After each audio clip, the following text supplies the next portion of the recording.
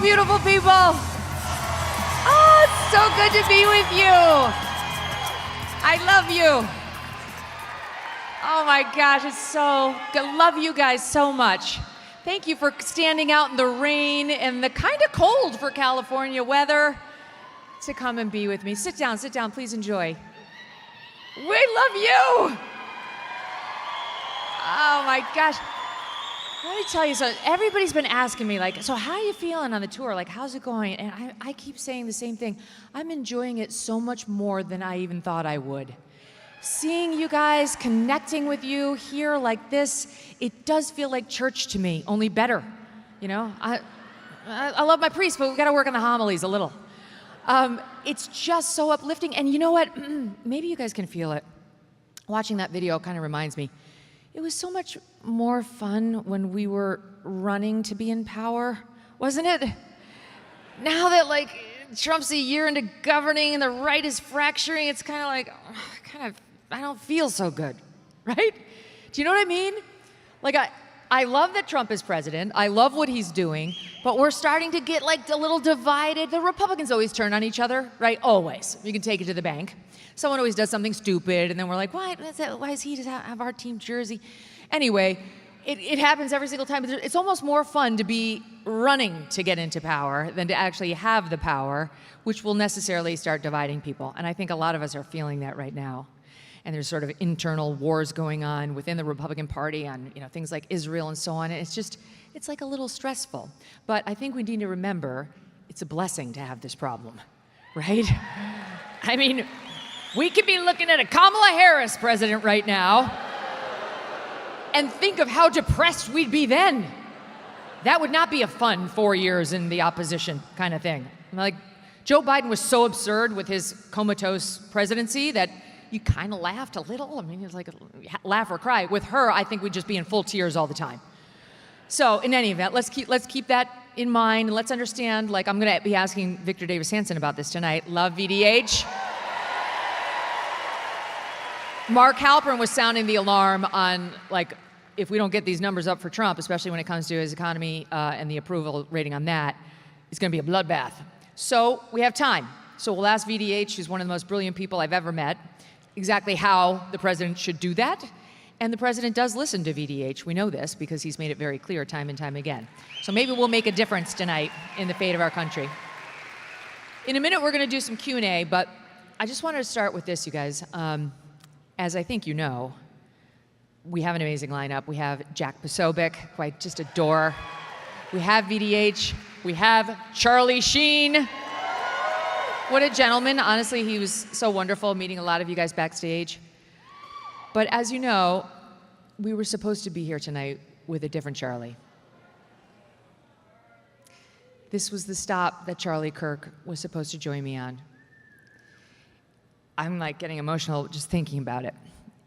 It's only been 2 months since we lost him. And he wanted to come here. We would have taken Charlie anywhere, of course, and he said, I'd love to come to Bakersfield.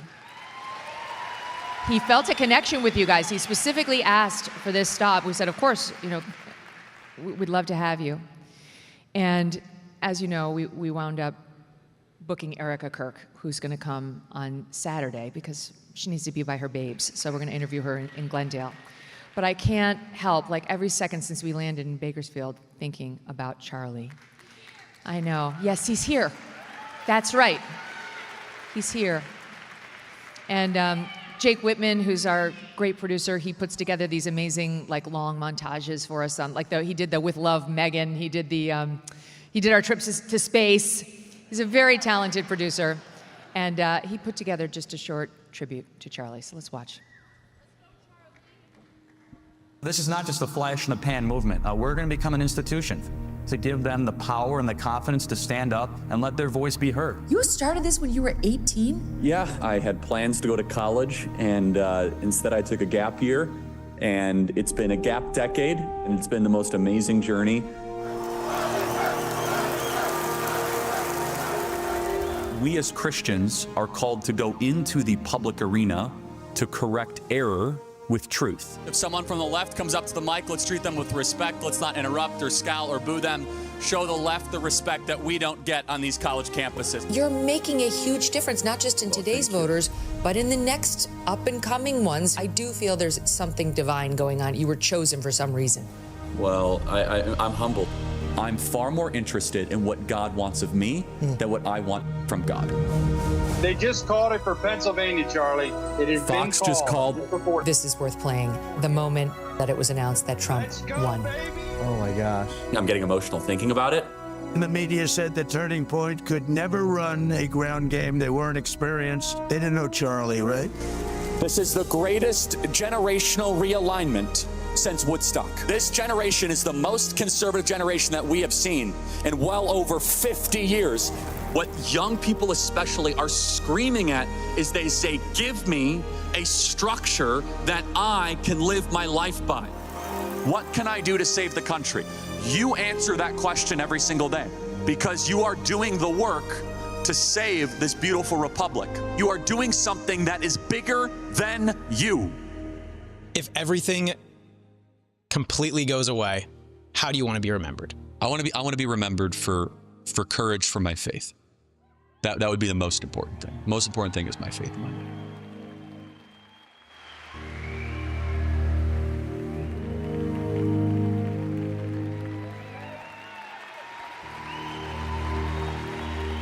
God bless you, Charlie. God bless him. Truly, God bless him. And God bless all of you for being here tonight in honor of him and to carry forth what was clearly his mission, which was to say the things, to say them no matter how many people object to them, and ideally to say them to those very people. That's going to be all of our mission. There's probably not a lot of people who can't stand the Megyn Kelly show here tonight, right? That this tour is not set up the way the Turning Point tours were, but we all know people who don't feel as we do about these important issues. And it's up to all of us to continue Charlie's legacy of spreading the good word and arguing our points respectfully and lovingly, but forcefully and unapologetically. Anyway, let's kick it off with some Q&A with you guys, and then I'll do some Q&A with our guests on this stage. I'm so happy to be with you. Get on up there, sit in the front row of your life. It's fine. Oh, thank you. Yeah, it was my birthday 2 days ago. Happy birthday, Megyn. Thank you. My name's Heather. I'm here with my husband, Mike, tonight. Hi. Thank you to you and all of your guests that are regularly on your show for showing us what it's like the difference between a mediocre American citizen and an exceptional American citizen. And you are that by far. Thank you. I wanted to give you a hypothetical. J.D. Vance might be our nominee in 2028. And I'm guessing that others are thinking what I'm thinking, but what if he calls you and he says, Megyn Kelly, That's funny. I want you to be my running mate. Heather, you're funny. So I got enough problems in my life. I'll tell you, I always joke that I see myself more like the Queen of England. In that, you know how like all these prime ministers, they came and they went. And the Queen was always still there. She had total job security. That's kind of how I see my role. They come and they go. You know, Barack Obama, he used to be kind of a big deal. Now I think I have more people coming on my tour than he could ever get on his. So I like where I am. Hi. Hi, Megyn. Thanks for putting this together. My question is relates to something Walter Kern, your friend Walter, and Matt Taibbi recently said, which is that Trump's first administration was essentially curtailed, or the left tried to ruin it with this Russia, with this idea that the President of the United States, Trump, was subject to a foreign power without any evidence. And their position is that this administration is facing the same thing with Israel, subject to a foreign power with really no evidence, and fill in the blank with the anti-Semitism. What do you have to say about that? Well, I mean, I see Trump's 2.0 being clouded by, you know, attempted lawfare, for sure, when he was running, And now by nonstop lawfare challenging every single thing he does. And Epstein is just the latest example of it. This, like Epstein, I'm all for like getting the Epstein Files out, but it's just taking over now. And it's like, just look what happened these past 2 weeks. Trump's right when he said it's completely smothered the narrative of how badly the Democrats did in the shutdown. They totally folded. And then what happened like the next day? They switched the story to Epstein as a distraction. And every day he gets sued by yet another Democrat group or Democrat lawmaker to try to stop his agenda. And we have now all these judges at the district court level who are activists and trying to stop his agenda with their robes on. No one elected them to anything. So this is his new battle, and I do see this as sort of Russia 2.0, what's happening at the courts, and that's why I'm like on my knees every morning thanking God for this U.S. Supreme Court. Yeah. Hello. Hi, Megyn. We love you so much, first of all. And, we really love you, Candace, Tucker. I feel like I can truly trust you guys. Thank you. And I just wanted to know your opinion on what Candace is saying about the Israeli planes following Erica around. I don't know what that is. I heard something about an Egyptian plane. I didn't hear about an Israeli plane. Yeah, but I only saw the headline. And while, obviously, I know that Candace makes a ton of news. I confess I don't actually get time to watch her show because I've got my own show and I've got my life and my kids. So forgive me, I don't know the answer to that. But thank you for asking and for the kind words. Terry Maxwell from KNZR. We did an interview a little while ago. Nice, hi, yes, hi. Love your shirt. I got a question about Arctic frost, and we've had the 6 people who have come out and really instigate an insurrection with our military. Put your lawyer's hat on and give us an input as to whether you think anything's going to happen with those 2 issues. Yeah. You saw these lawmakers like trying to tell the troops to disobey some random illegal order that hasn't been given, right? It's like, what? I mean, the biggest thing I thought about that was it was an utter fail because I had no idea what they were telling them to disobey. Did you? I was like, is it Venezuelan drug boats? Is it really have no clue? So it was a fail. I don't know that it's going to go anyplace legally, but I think everybody should recognize that they're being governed by fools, absolute fools, drama-hungry, drama queen fools, especially the horrible Alyssa Slotkin, who should not be reelected by the Trump voters who put her in office. She's so proud of herself because she's in Michigan. She's like the same guys who put Trump in office elected me as a U.S. senator. That was a fail. It's a rare MAGA fail. She needs to be voted out of office as soon as humanly possible, which unfortunately is not going to be for another few years because she's relatively new. But that's my quick thought on it. Go ahead, sir. Hi. Hi, Megyn. I'm Jim. Your best interviews are the ones where you're taking the left on head to head. And I'm thinking Jake Tapper. I'm thinking Bill Maher. We love that because you're speaking for us and we imagine ourselves finally getting to hit the other side right where it hits and you don't back down. Can you have more interviews like that on your show? Yes, and sure. if they don't go, the A-listers won't show up, I recommend go to the B-list, go to the C-list, go to a college student who wants to get famous. We want to see the ideas defeated and you're the one to do it. Oh, I love that. Thank you. I don't do enough of that. You're right. Whenever I have somebody on and we get into it, whatever. There was a clip of, I think it was Scott Gottlieb on there. Remember him during the COVID lockdowns? He had been in the Trump administration, and he was trying to run around tell us, as a former Republican, we could trust him when he said masks had to be on our toddlers. That was a fun one. I don't miss him, but I do miss those exchanges. Hello, sir. Hi. Love the jacket. Thank you. It loves you back. It's amazing what you can get at Walmart these days. One serious, one light. Okay. How do we stop puberty blockers in kids who are only 7 years old? Yeah, right on. We're winning. We're winning, right? Amen. I know I'm in the People's Republic of California. Yeah. But in the other world, we're winning that fight. And I think eventually it's going to have to be handled by the U.S. Supreme Court. It cannot be a state-by-state thing. It's literal child abuse. They're literally sterilizing minors without any possible informed consent. It's barbaric. It's the new lobotomy. And we will look back at this day with shame. California needs to get on its act because you cannot have these far-left lunatics. You need Steve Hilton. That's what you need. And he will help save this state and the children in it. But in the meantime, this is not an issue that we can be silent on. Our children are literally being sterilized. If you cannot speak up for that, you are failing in your responsibility as an American citizen, as our first questioner said. So your second one, quickly. What's your favorite Elvis song? Oh, Hound Dog, which I think was one of his first. Anyway, thank you. Hi, Megan. I'm Connor. I'm Chloe. Hi. And I've heard you speak about the Epstein Files, and there's a lot of young people talking about it, and I kind of wanted to see how you, or what you would say for the young people and trying to bring them in. On Epstein Files, like to follow the coverage? Yeah. Yes, ma'am.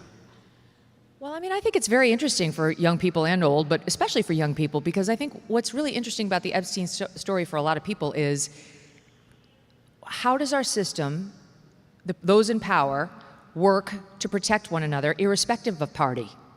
How does money and connections and fame and power all work together to get this web of protection across party lines?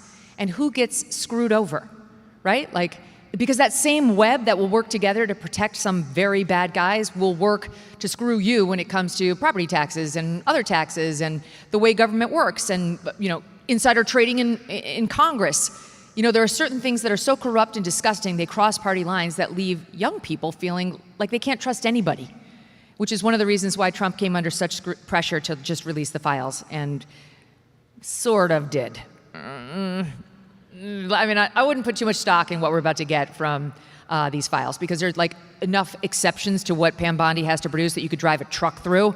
So just keep your expectations moderate. And then my last question was, what's like one piece of advice that you can give to young conservatives like ourselves to keep bringing more people in? Don't be shy about your values. Don't hide it. You especially need that out here in California. Do not hide it now, thinking that, you know, when you graduate high school, when you graduate college, when you get your first job and then leave that first job, then you'll finally be able to tell people about your conservative principles. No, you're ceding the fight. That's exactly what Charlie knew that the rest of us had been missing. Don't cede the fight for young people in particular. Get in there.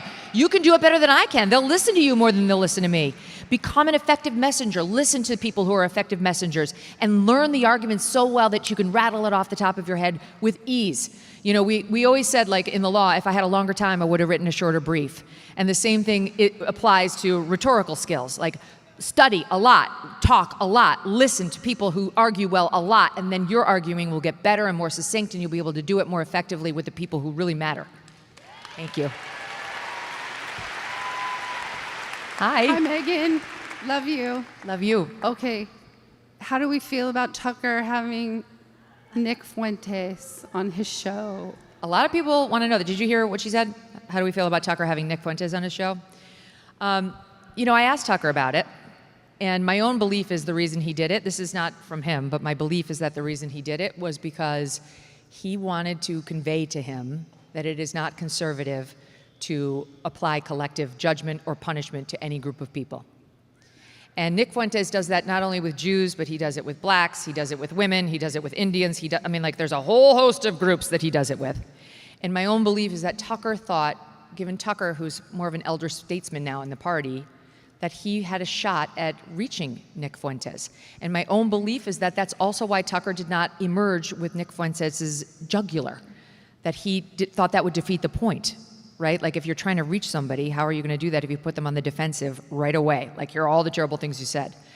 And so if you look at it from that standpoint, I think you understand it. Now, do I want to interview Nick? I don't. Not at all. Because if you watch Nick Fuentes, you will hear a lot of really horrible things. And it's very jarring. Like, he's smart. I don't take that away from him. He's got a very compelling way of speaking and, like, delivery. And he's actually made a lot of predictions about what's going to happen in the country politically that are correct.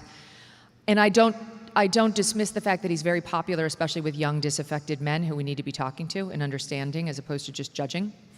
But if you spend enough time listening to him, you will hear things that will make your eyelids peel back from your, I mean, it's like really jarring, upsetting characterizations of Jews and blacks and women and all the things, not to mention his hatred for Charlie. So go ahead. But was Tucker a little easy on him? No, I don't think he was. I think he had a different goal than to, like, beat up on him. So if that were his goal, he'd know how to do it. We saw him do that with Ted Cruz. Yeah. Hi. Hi there. Thank you for being part of the revival and modeling how to share our voices. I really appreciate it. Three things, sorry.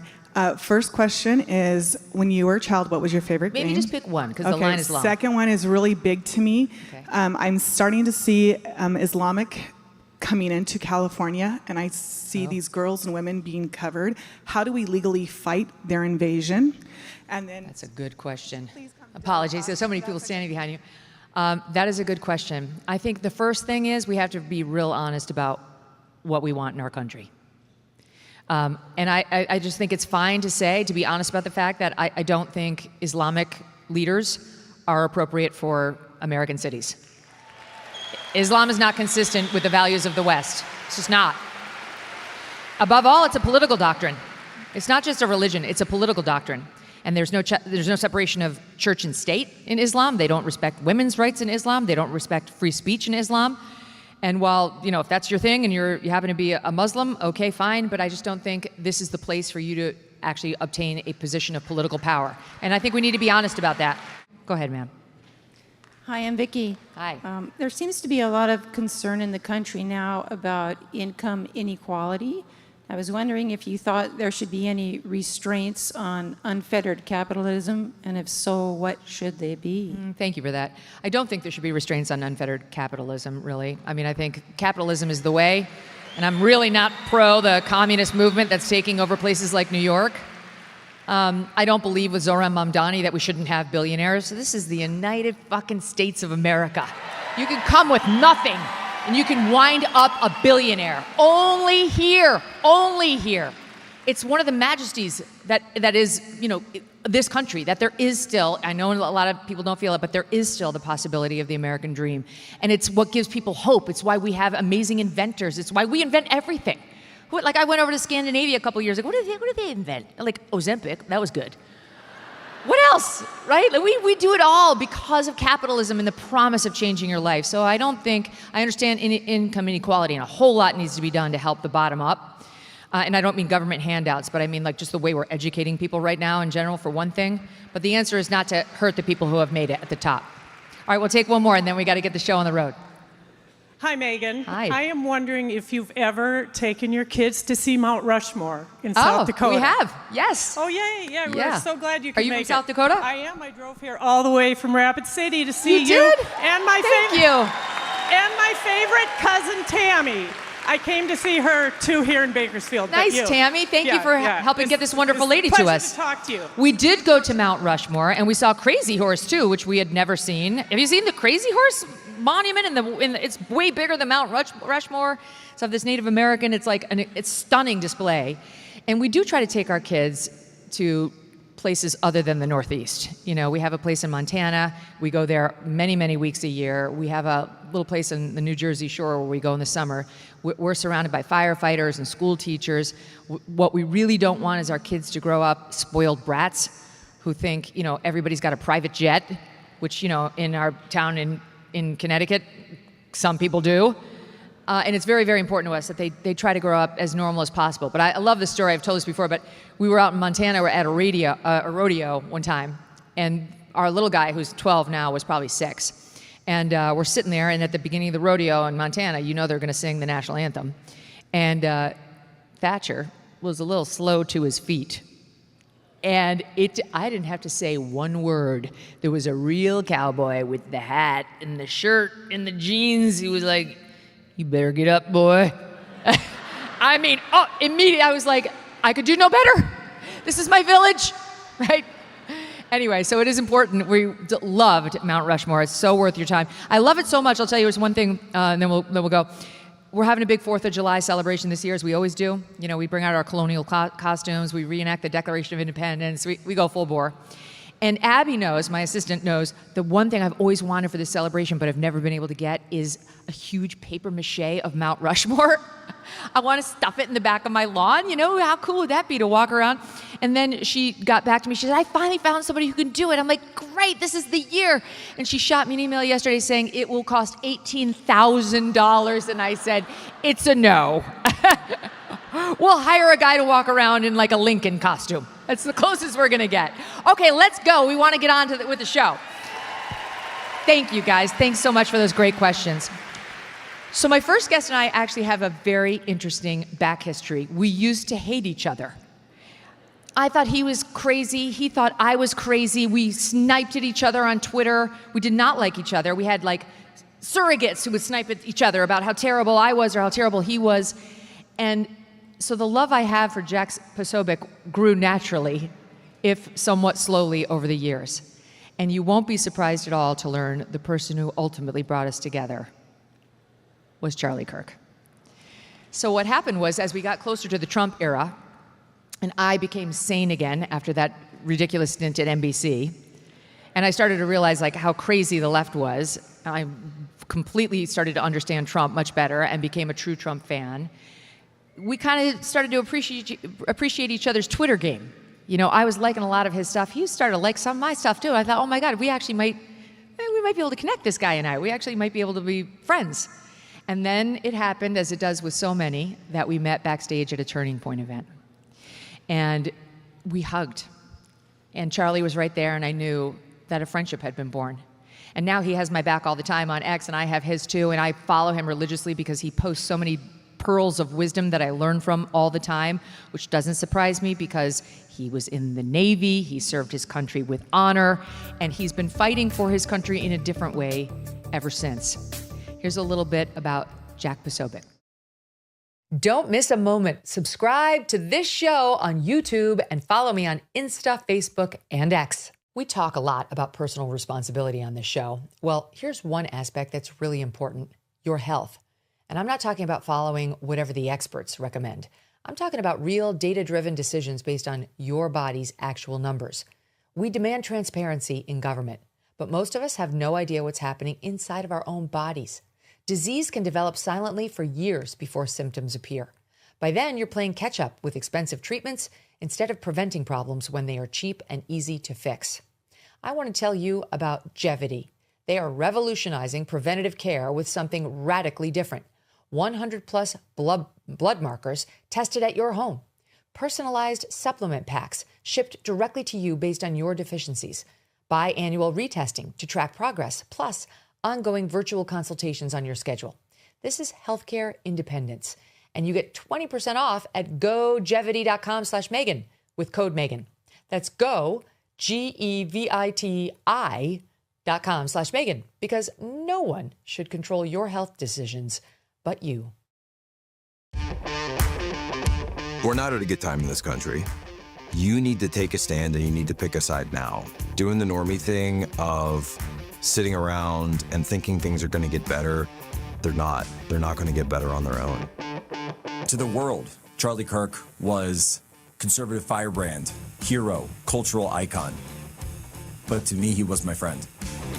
For Charlie's sacrifice for all of us, we will overcome their evil. The bullets are only going in one direction in this country. You know what you didn't see? You didn't see violence. You didn't see a single person raise a fist in anger. You didn't see a single person on the right come out and say, I'm going to go do something violent in retaliation for Charlie Kirk. It just didn't happen because we are not those people. Stop being the silent majority. You've got to speak out now. And we will never, ever let them forget the name Charlie Kirk.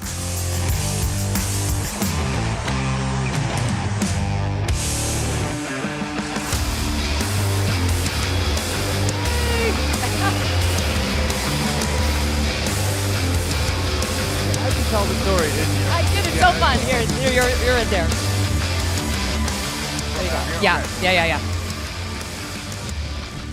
I think it's a fun story because we overcame it, you know? We did overcome it, thanks to Charlie. She had to tell the story. She had to put me on blast, didn't she? But I mean, maybe you have a relationship like that in your life where you feel like, oh, no, we don't like each other. There's no way forward. Maybe there is. Maybe you can find just a couple of lily pads, as I like to say, where you can jump on together, and then before you know it, you're swimming in the pond. But you know what? That's what Charlie did. And Charlie did that all throughout the movement. And we see so much, even right now, there's a lot of dissension, there's a lot of infighting that's going on. And you realize that Charlie would always try to find a way to take people who may be on different sides of an issue or maybe just had some bad interaction, and he would find a way to build that bridge because Charlie understood that it was about all of us fighting together, and we are up against billionaires. We are up against psychopaths. And I'm not just talking about Gavin Newsom. But but he understood that if we were ever going to succeed, we had to do so together. And I appreciate you having me here, Megyn, because, and I don't know if everyone, I'm sure most people realize this, I'm not supposed to be sitting on the stage right now. Charlie Kirk is supposed to be sitting on this stage right now. And he's not here because of them. Yeah. And we are not going to ever rest, and we are not going to ever stop, and we are not going to ever let them forget the name of Charlie Kirk. That's right. Or besmirch it. Right? The war to define his legacy is on. And they try to smear him every day on the left in the New York Times and MSNBC and beyond. And his friends, his true friends, have all been out there fighting back against it. But I don't know, Jack, I've told others this, I think I've told you this, when you stood up at Charlie's funeral with the rosary beads in your hand, like that, just, it was like a Malcolm X almost like pose with the rosary beads, I felt better. And when I talked to you and Benny Johnson backstage that day of Charlie's memorial, you guys said something that actually made me feel comforted for the first time. And this may sound kind of weird because everyone knows I'm not a shrinking violet and I'm not afraid of a fight, but I felt so much better because we were having a debate right then about whether we should reach out to the left, we needed to reach across the aisle and like extend the hand, or whether it was a time to fight because they were literally murdering us now. And you guys said, and you were pissed, you guys were angry at the loss of Charlie, and you guys said, you know, no offense, but it's time to let the men handle things right now. And I loved it. I loved it. It wasn't actually about men, it was about fighters. It was about, this is a time for fighting. Look, you come to situations and you hope that you can solve things with words, and Charlie tried to do that. You hope you can solve things with debate, and that's what our great country is all about. But when someone decides to stop using the ballot box, and then what did we see in this country? They went to the jury box with President Trump and the lawfare and hundreds of thousands, really, of patriots. And then when that still didn't work and they continued to lose power, they switched to the bullet box. And you had this guy climb up on a roof and take a shot and kill Charlie Kirk. And when I see something like that happen, I say, look, and CNN asked me about this, and they're probably not going to invite me back on anytime soon. That's okay. You're good. And yeah, I'll be all right. I'm not going to lose sleep. And I said, look, I'm more than happy to unite with anyone who wants to have a conversation. But if you support that, like the thousands of people that we saw laughing about it and cheering about it, then I am not interested in uniting with you. I am only interested in defeating you. Right? I have felt since that day, not accidentally, that there's like, I don't know, there's an evil in the air. Like do you guys, have you felt it at all?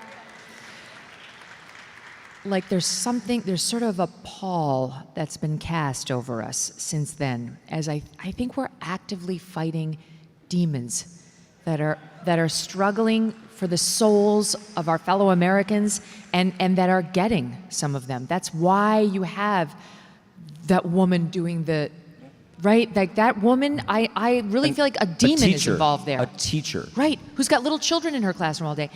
Right. Talk about those rosary beads. Like, how do we protect ourselves? Well, how do we fight that? You mentioned the rosary beads, so I had to get them love here that. tonight and bring them. And Megyn, because you said something so nice on your show the other day about them, I figured, why not bring an extra set that I could give to you? Oh my God, thank you. Oh, That's they're for so you. beautiful. Thank you. Oh, they're so beautiful. And They if you just look feel right there, empowering. This has, right in the center there, that has Saint Michael the Archangel right there. Defend us in battle. And for folks who know the St. Michael prayer, it's St. Michael the Archangel, defend us in battle, be our protection against the wickedness and snares of the devil. May God rebuke him, we humbly pray. And do thou, O Prince of the heavenly host, through the power of God, cast into hell Satan and all the evil spirits who wander about the world seeking the ruin of souls. Amen. And that's Amen. That's it. Thank you. This means so much to me. Of course. Thank you. You joined Turning Point. What year was it? 2021?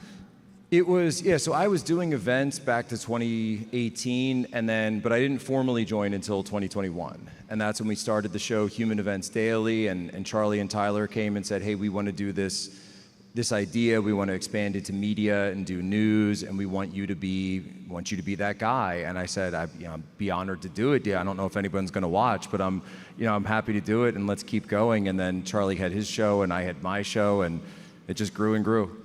So one of the things you've clearly figured out in your time with Turning Point, with Charlie, out on the road with Turning Point, is maybe what's going on with young men in America. And you actually had a really interesting piece this week talking about that, and also talking about the trans furry thing that we keep seeing, right? We saw it. We know that Charlie's accused assassin was dating a man who is both a trans and an alleged furry, alleged because that's not a thing. Neither is trans. And now we heard the same about the Butler shooter, who himself was they, them, and into furry culture. And you're the first person I heard really talk about those two strains in a way that might actually explain why some of these men, these disaffected young white men, are falling prey to that insanity, which then leads to violence. Yeah, so, and this is, like you're close to these stories and you try to analyze it objectively, and it's tough, but at the same time you have to look at the facts and follow the facts where they lead, and we know on the face of it that this furry culture and more of this transgender culture comes up in both cases. And what's interesting is it's also, I think, an aspect of transhumanism. And transhumanism is, of course, this idea that we can transcend our human bodies. And Yuval Harari talks about this, and he goes over to the World Economic Forum a lot. And what it means is that they sell this idea that you can become something which you are not. And that's really what it comes down to, and it's a break with reality. And a break with reality, if you go to the classic textbook definition psychologically, is psychosis. That is the definition of what a psychotic break with reality is, a rejection of reality. A man cannot become a woman cannot become a man. It's physically impossible. A human being cannot, Yes. This is true. And I know to say that in California is a revolutionary act, Yes. I suppose. Gavin, I'm here, by the way. I promised I'd come by.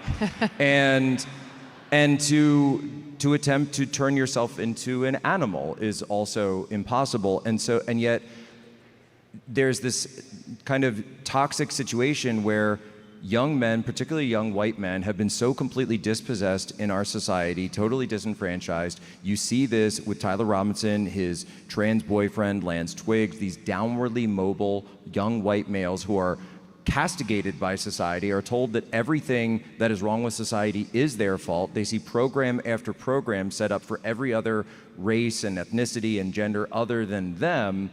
And they start to disconnect from reality. They see the economic situation not being good for Gen Z and for young people, so they disconnect with reality.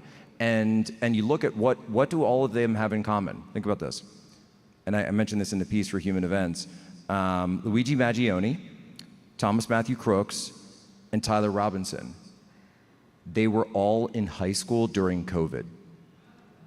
They were all in, so imagine you're in that situation. Now you can't leave your home, you're locked in, you've got your cell phone, you've got that little piece of glass right in front of you. So if you can't go into the outside world, what do? You go into the virtual world. And you're then inundated, and Charlie spoke about this, you're inundated with pornography, and the pornography becomes more and more extreme. We know that Tyler Robinson was looking at pornography which involved furries and drawings which involved Very sick stuff. Young animals, human animal creatures, like almost like a form of child pornography. And at some point, you start to blend your vision of what's reality and what is false reality. And because of the cognitive dissonance of not being able to actually achieve that in reality, it expresses itself in violence. So how do we even begin to go about finding those guys and helping them? Well, I think you have to put it in different buckets. This country used to have a problem with serial killers. We set up units at the FBI. We set up units at Quantico. There's movies about this. You can go watch them. And we understood and unpacked what it was that made the serial killer tick. And we went after them. We set up behavioral sciences to get them off the streets. So for the ones that are becoming incredibly and more increasingly violent, you have to get them off. Look, the New York Post Miranda Devine had the story this week. Thomas Matthew Crooks was conducting Google searches in his true name, asking about how to kill Donald Trump, how to look up the distance from Butler, what type of shot was JFK and how far, and Oswald and all this other stuff. It's all out there. And yet the FBI was more interested in going after parents who were at school boards that didn't want trans in the classroom and Catholics who were praying the rosary a little bit too hard. Right. That's what our FBI was doing. And if our FBI had actually been focused on this threat the way it was, then Donald Trump would not have been shot in Butler and Charlie Kirk would be sitting right here and not me. Yes. That's absolutely right. And I would say, and just in addition to that, you also, so get the ones off the street that are too far gone, lock them up, don't just medicate them, they actually need to be under intensive care, rebuild the mental institutions, of course. Yes. And yes, and you in California know that better than others. Yes. And then you don't want people getting lost in our false reality, so that means we have to make actual reality better. For young people, for Gen Z, you have to have a pathway to ownership, to equity, to being able to get on your feet in society today. And that means making the economy better. That means getting rid of the 30 million illegal aliens that are probably just here in California and, across the entire country. Because how can we possibly expect people to go into a society that is so messed up? And I would add one other thing to that, which is wokeism must die. Of course. Of course. These young men cannot hear one more day of they have some original sin as a result of what happened in this country 200 years ago that they must bear, that will not get them into a good college program or get them into a good trade or get them a wife because they've been dubbed toxically masculine. All of that must stop. Has to stop if we want to rescue an entire generation of young men. Thank God it started with President Trump getting reelected. I wanted to show you something that made the news today. This is Sam Harris. Do you guys know who that is? Sam Harris? Yeah, so you do. Sam's a big fan of mine. Okay. He loves me. So Sam Harris considers himself an intellectual type. He's an atheist. He's big into meditation. He's the son of the woman who created the Golden Girls. Yes. Yeah, so... and he's very good on certain things. Like if you ever look at the old clips of Sam Harris on Bill Maher talking about the problem of Islam, he will tell it like it is. However, he's got a serious case of TDS. And he's apparently also got some Charlie Kirk derangement syndrome that affected his commentary today on this soundbite. Take a listen to this. There's no party left of center, real party for political assassination. And yet right of center, very prominent people, from the president and Elon on down, treated it like the first shot fired in the Civil War. Totally irresponsible, totally dishonest.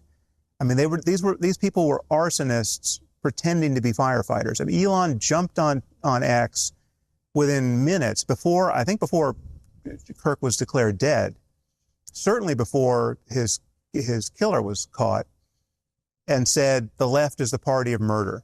It's beyond reckless. I mean, it's just sociopathic. It's just, he is just flinging matches into a landscape that has been just soaked in gasoline. And the soaking has been done mostly by Trump and Trumpism. So discussing the actual murder of Charlie Kirk, you heard he was full of blame for whom? Not the left. He excused them for Elon and Trump, who he said were arsonists disguising themselves as firemen. Your thoughts on it? Well, what he's doing here is very clear example of victim blaming, and he's also, I love this because Who is the real victim in the murder of Charlie Kirk? Is it Charlie? No. Is it Erica? No. Is it the children? No. It's Sam Harris. Sam Harris thinks that he's the one who's the victim, the same way the leftists always play the victim card every single time, no matter what has happened. And what he's using here is a technique which is known as DARVO. And DARVO is something that narcissists and leftists, I know, I repeat myself, are do all the time. It's simple. It's called deny, attack, and then reverse victim and offender. So deny, say that didn't happen. You attack back, so you counterpunch, and then you reverse victim and offender. Once you see this tactic, you will see the left use it over and over again. And that's always what Sam Harris does. Now, I could show you videos, by the way. We all could. Go, if you don't believe me, go look at my friend Libs of TikTok and Haya Rychik, and she'll show you the thousands of people who were celebrating the death of Charlie Kirk. Olivia Krolchuk was I think, calling a lot of employers, and Rudy Giuliani was calling a lot of employers. And yet they will still sit there and look you square in the face and lie to you and say none of that ever happened, none of those people exist. Well, ladies and gentlemen, 1.7 million people in Virginia just voted for Jay Jones after he had text messages saying that all of our children should be made to die so that we will feel pain and that we then may change our stance on policy. We have a huge problem in this country, and the bullets are only flying one way. That's right. And what did Elon say that wasn't true? What did he say? He blamed the left, and he was exactly right. Charlie's accused shooter, is of the left, and that's very clear, no matter what the left tries to say. The bullet casing said, "Hey, fascist, catch," and the other casing said, "Bella Ciao" on it, and Bella Ciao is the international anthem of Antifa. God bless you. Thank you for leading with faith, with love, but with toughness. That's exactly what we need. Thank you. And Megyn, if you would indulge me, today's actually, and I know you're going to see her on Saturday, but today's actually Erica Kirk's birthday. Yeah. And I was wondering if you guys could all join me in saying happy birthday to Erica. Oh, I love that.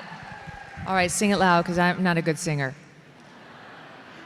Happy birthday to you. Happy birthday to you. Happy birthday, dear Erica. Happy birthday to you. Oh, it's beautiful. Thank you.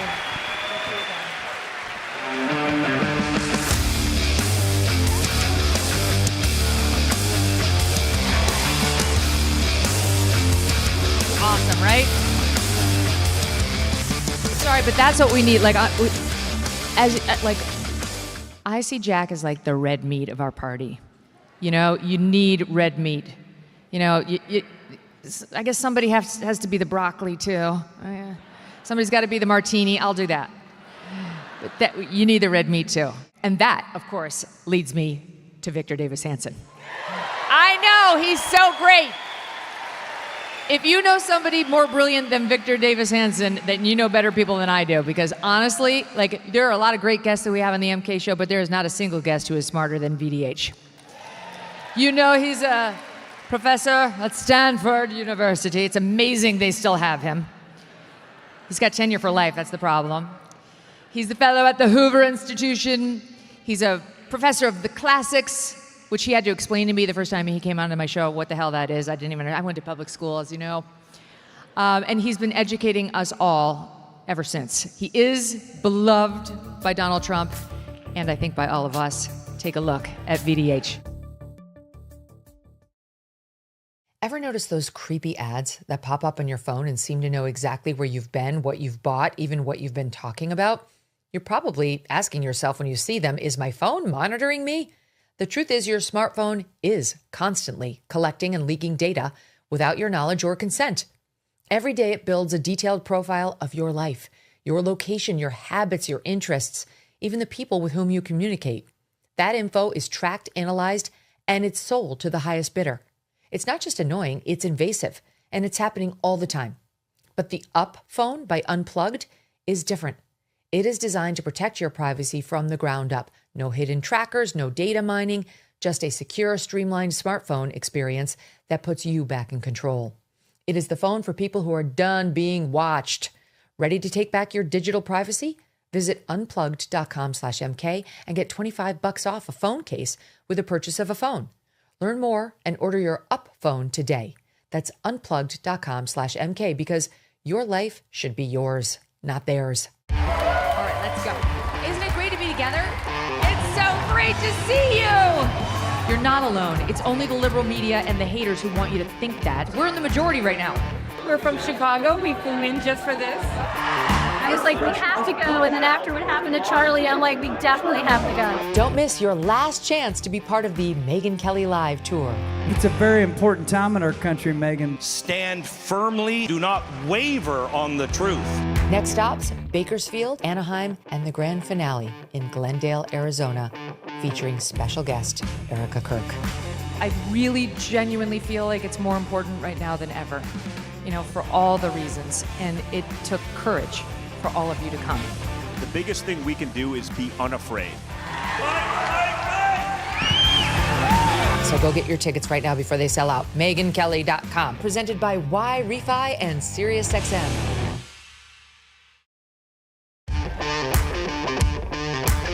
I'm holding here my formerly nicotine-stained fingers.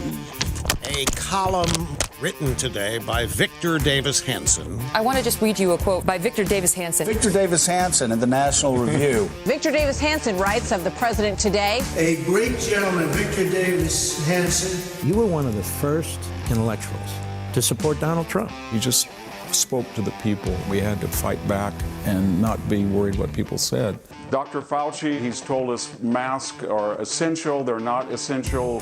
One mask is okay. No, two is better. I just lied because it was for your own good. I like to torture you, VDH. Look at this.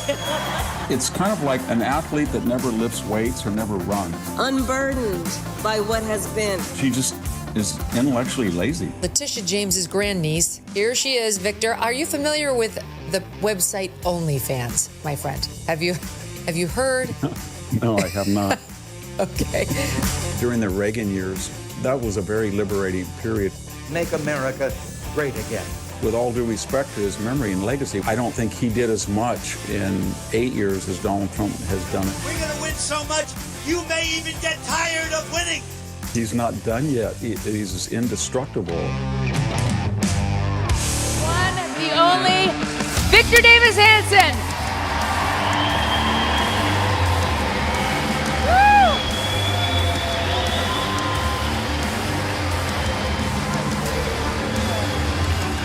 So fun. Yes, the legend. Look at this. Look at that. Aw, they love you, Victor. Oh, you guys are so sweet. Look at that welcome. They love you. I have a confession to make. Tell me. I've always lived in Fresno County. I was born in the same house. But I've always preferred Bakersfield to Fresno. Oh! And there it is. Victor, let me pick up with you where I left off with Jack. What do you make of that Sam Harris coming out and saying that the issue with respect to Charlie's death is that Elon sent out a tweet blaming the left and that Trump was too incendiary around it and that these were arsonists pretending to be firemen, that's really the issue? I didn't hear that last part. That they were arsonists pretending to be firemen, Trump and Elon, after Charlie Kirk died. And really the issue was their rhetoric around Charlie's murder, not the leftist rhetoric that got him killed. Yeah, I don't really pay attention to any of that, not to sound sanctimonious, but Charlie Kirk, if I could just say something about him, he did two things that nobody else will ever do in my lifetime. And the first was he told he said to people all over campuses in America, 18 to 30, he said, you have a natural rebellious nature. And I want you to encourage that because the establishment is not the conservative establishment. The left is the establishment. So it's natural to rebel, not just because you're young, but because you're logical and these people are crazy. And that was very unique. The other thing is he didn't go to college and graduate, and yet he goes to the Oxford Debate Union, and he takes on supposedly the most sophisticated people in the English-speaking world. And he shows that you don't have to go to college to show how uneducated a lot of people in college are. And it's like, I've spent 50 years in academia with PhDs, and then I was given a great gift to live on a farm. And that schizophrenia, I would come from the academic world, and I was told how smart they were, and then I saw what farmers did, and I knew how stupid they were. Because there's nobody smarter than a farmer. He's a mechanic, he's a genius, he does everything, but not academics. And Charlie knew that. And yet you spent a lifetime in this crazy environment. So how did they never pull you leftward? I have a twin brother that doesn't speak to me, so it pulled everybody in my generation and my family. I had a great gift. When I was 17, my parents were very practical, and they said, there's a new campus.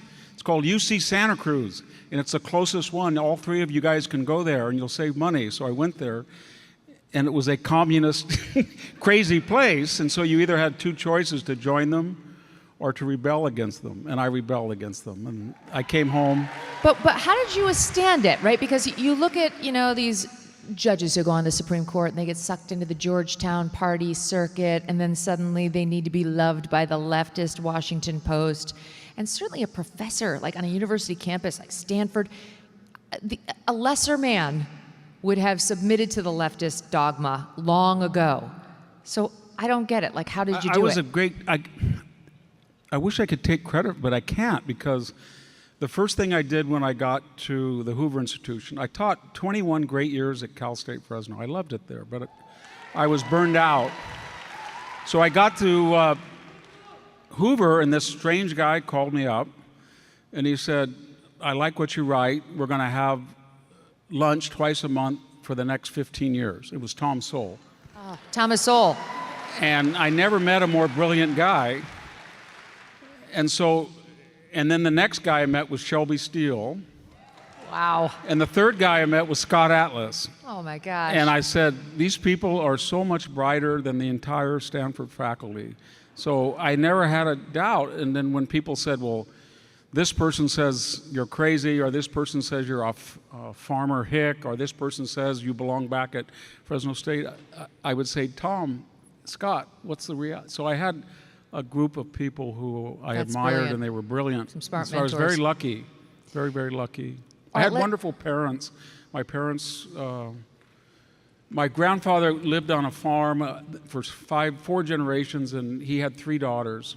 And he mortgaged this little farm and sent them to Stanford University. And so my mom, 1942, had 2 degrees from Stanford, and then she went to law school there, and then she went back and became a mom with 3 kids and worked on the farm. Yeah. And then she became the And first, you still have the farm, the raisin farm. Yeah, so I got a good, the good thing about that was, because they had gone to college, the first generation, they kept saying, don't be warped by college.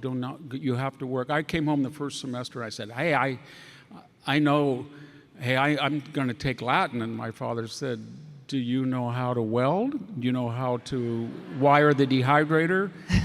And when I graduated, maybe a little more practical. Yeah, I graduated with a PhD at 25, and I came home and I said, I didn't even go to the graduation. I had to work at a farm. And my dad said, my brother was kind of a smart, very bright guy, very smart, but kind of smart alecky. So I came back and said, I have a PhD in classics from Stanford. And he said to my dad, he's like a dog that can dance on 2 legs. It's really impressive, but nobody knows what it's for.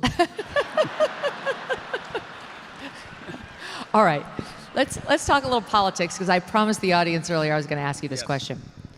I heard my pal Mark Halperin on Next Up with Mark Halperin on the MK Media Podcast Network talking this morning about the latest Fox News poll that shows only 15% of the American population says that their financial situation has improved as a result of Trump. And he said if the numbers stay like this on Trump's economic approval, it's going to be a bloodbath in November. That not only could Republicans, they will lose the House, but they could lose the Senate too. So your thoughts on how Trump turns that around? Well, No president has ever been as wonderful as Trump has done overseas. No president has ever been reelected on foreign policy. George H.W. Bush had that fantastic first Gulf War, 1991. 4 days he destroys Saddam's land army. He's polling at 90%, and he loses to Bill Clinton because Clinton says we weren't. We were in a mild recession in 92, but he said it's the Great Depression. And for all of that so if you actually look at the statistics, over 4 years, Joe Biden averaged 5.2% inflation every year. Trump came in, it was 3.0. This month, it was 3.0. They think the economy may grow at 4% GDP. He came in at 2. He's got a very good inflation rate comparatively. But what the left is saying is, we were in power for 4 years and we raised prices by 21.5%, and you've been in office 10 months and you haven't reduced them, it's your fault. And he can't get that message out. So what he needs to remember what James Carville, it's the economy is stupid. The Epstein Files, all that matters is to try to remind everybody what he's done, what he did in the first term, but more importantly, what he's doing next year. What he's doing right now has long-term implication. I'll just get very quickly. He's already pumping 1 million barrels of oil. We've never pumped more than 14 million. He's going to go to 16. He's never done more natural gas. We are the largest natural gas and oil producer in the world. Second, I don't know if he's art of the deal exaggerating when he says he has $20 trillion in foreign investment. Let's say it's half, 10. Last year, Biden, he had 79 billion. So we've never had that before. We've never had that. You guys know this. Trump is using the tariffs to negotiate deals in which these countries, that he jacks up the tariffs, then he says, I'll lower them by half, but you have to invest a bunch of money in American manufacturing, create jobs here. So he's gotten somewhere between 10 and $20 trillion of investment in America, whereas Joe Biden never even got $1 trillion. So what I'm getting at is, and then he's going to have this continuation of the big, beautiful tax cut and the deregulation.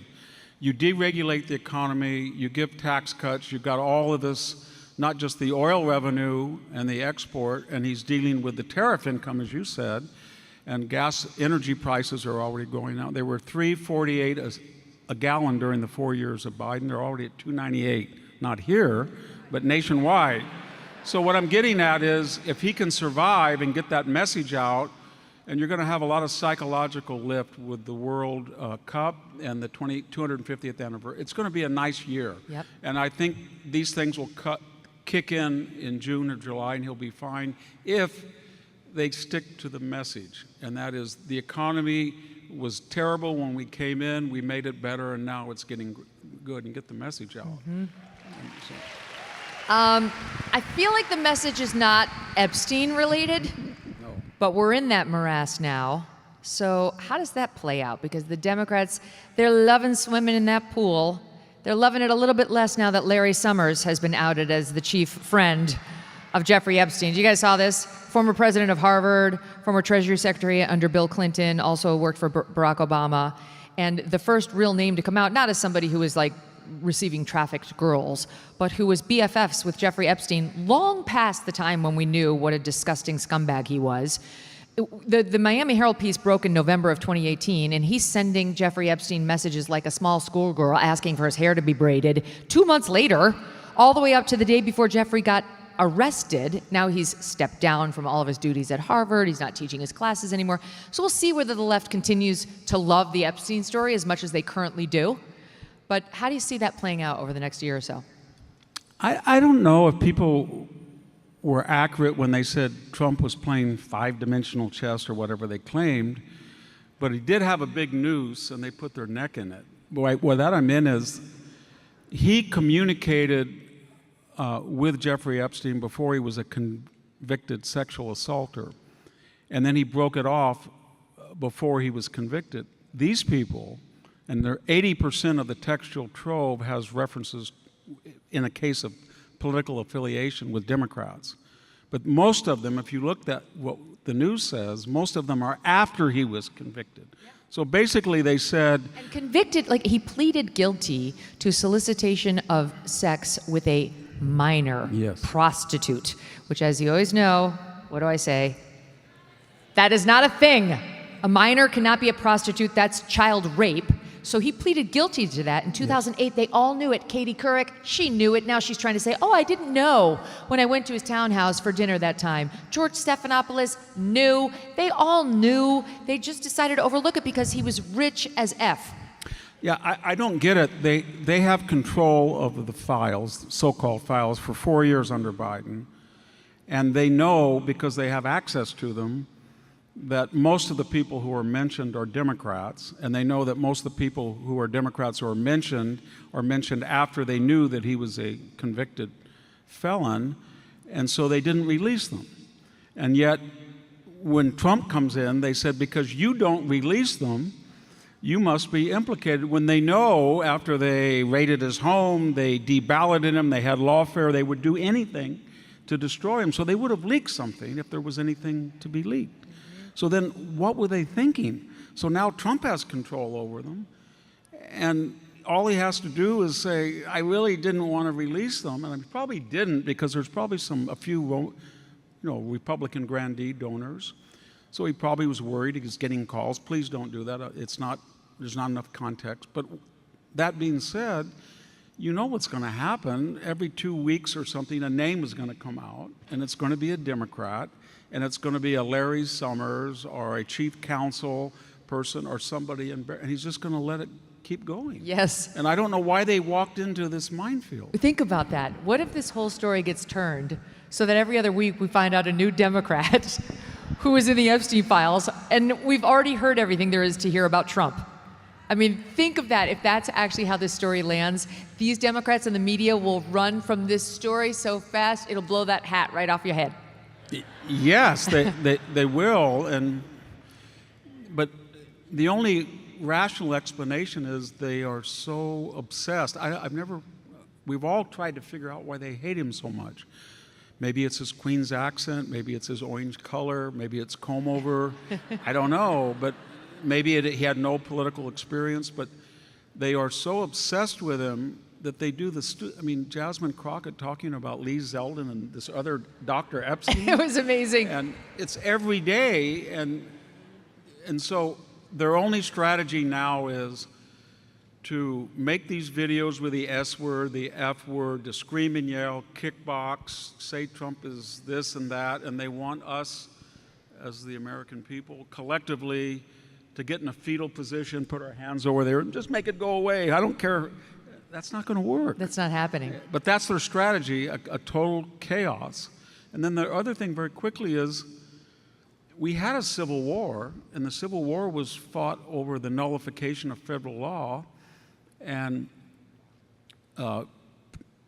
disloyalty to the Union. All of a sudden, we find out that, the mayor of Chicago says, if ICE comes on our territory, we're going to resist them. What does that mean? He's going to pull out guns and they're going to shoot each other, right, north and south? Nancy Pelosi says we're going to arrest she's never read the Constitution. It says federal law is supreme to local and state law in matters of federal jurisdiction.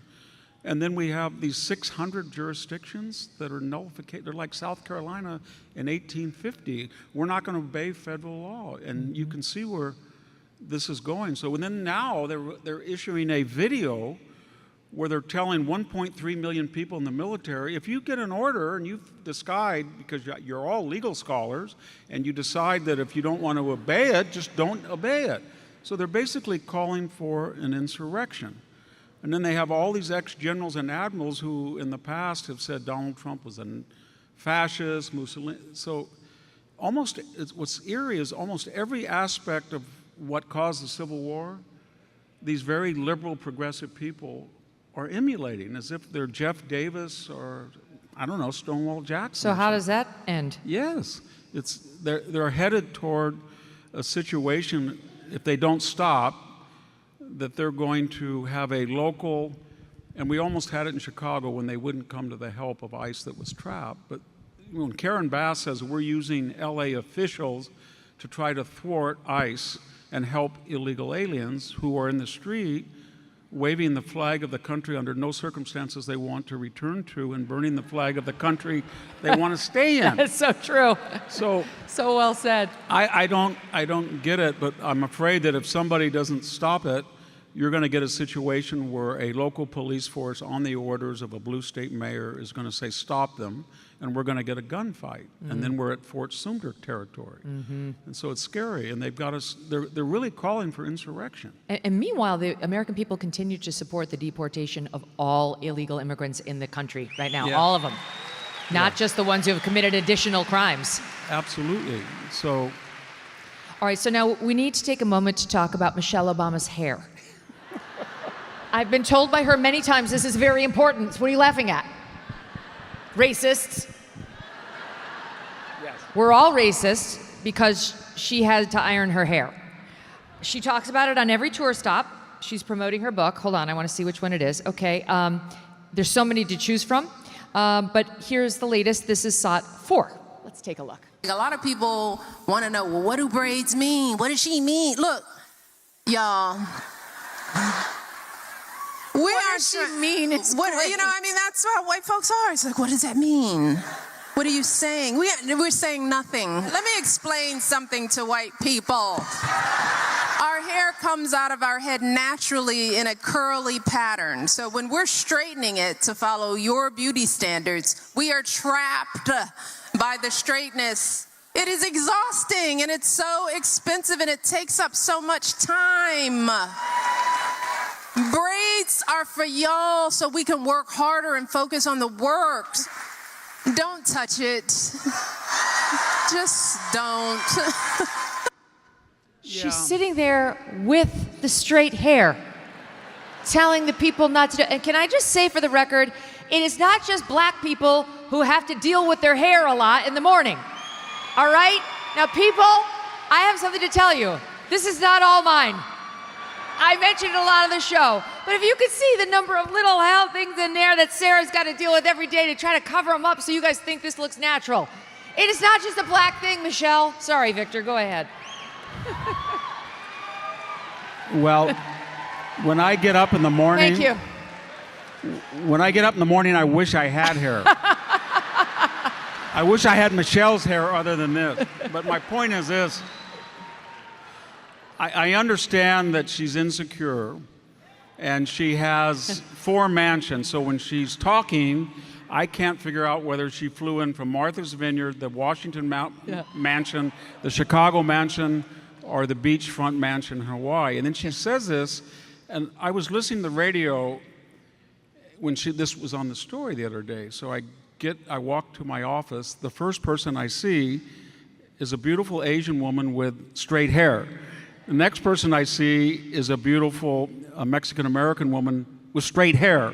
The third person I meet is a guy that I knew who has very kinky white, he's white and he has curly hair. And I thought, well, white people don't have a monopoly on straight hair. So why are you saying this unless you have some problem?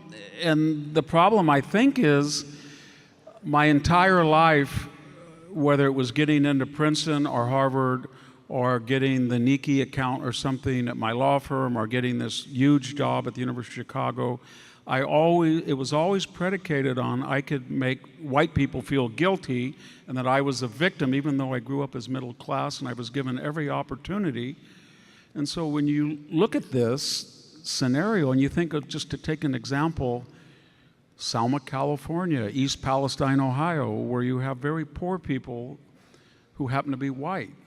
And so what I'm getting at is when we obsess on race and not class, which the Democratic Party does, it's absurd. It's like Mondami saying, I'm going to go after white affluent neighborhoods. And then you say, well, let me do a Google search for 2 seconds and see which is the most affluent ethnic minority in the United States. Indian Americans. That's right. 40% more income than the average white family. So the whole racial thing has sort of jumped the shark now. It's just ridiculous. Wait, forgive me, but I do have one more. This one's not about the hair, but this falls into the Stephen L. Miller, the Red Steez on Twitter category of, I regret to inform you we've disappointed the Obamas again. Here she is. We've got to play it on how confining the damn role of First Lady was.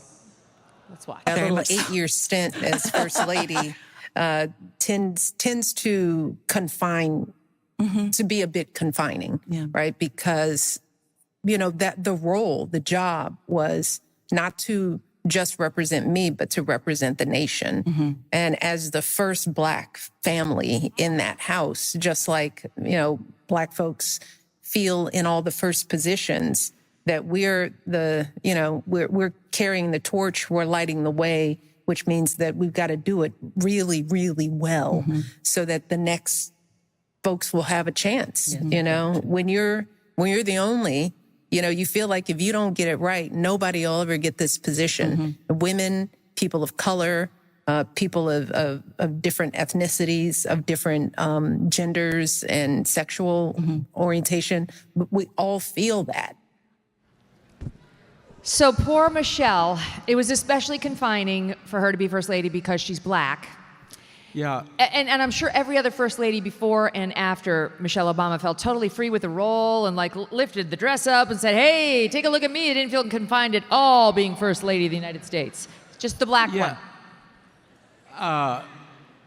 Michelle, people were so discriminatory against her, they put her on Vogue magazine about 4 times. And no offense to Michelle, it has nothing to do with race, but Melania Trump is beautiful. She didn't, they wouldn't put her on one time. It would be like her saying, well, they hate Eastern Europeans, so I never got on Vogue. It's crazy. And then in 2004, the so-called white vote for John Kerry was less than the white vote for Barack Obama 4 years later. In other words, Barack Obama won, and he beat John McCain not because of the Black vote. It was a sure thing, 96%, is because a huge number of white people decided to vote for him, a Black man, more than they did the prior white Democratic candidate. Notwithstanding Michelle's hair. That doesn't hair. happen in a racist society. It's amazing. It doesn't. How they found. Honestly, though, have you ever seen a First Lady in particular who is so racist? She hates white people. Her image of white people is the most negative, judgmental, nasty thing I've ever heard. She thinks all we do is look at Black people with negative judgments about their hair and their dress and the way they behave. Meanwhile, it's really a case-by-case situation with Blacks and whites, and she's failing it. Yeah, I think the problem is that her audience is the same group of white people I see every week at Stanford, but it's not the people at Bakersfield. Amen. Because, believe me, if people try that stuff to working class people, whether they're Mexican American or white or even Black, they don't listen to it. They said, you're spoiled brat, I don't want to hear it. I got to get up at 5, I've got to go to work, I don't get home, I don't have anything. You have 4 mansions, you're worth $100 million. You're spoiled brat, I don't want to hear it. But not those people. Yes. They hang on every word she says because they're just like her. We're going to do Michelle Obama a favor, and we're going to send that clip to her to make sure she gets a hefty dose of reality before she goes on her next tour stop. Michelle? Have you ever met Michelle? I met her one time at the White House, Christmas party. Yeah. She was perfectly pleasant. She was probably like, why are you looking at my hair like that? Yeah. Victor, love you. Thank you so much for all of your pearls of wisdom. It's a pleasure. VDH! He's a treasure.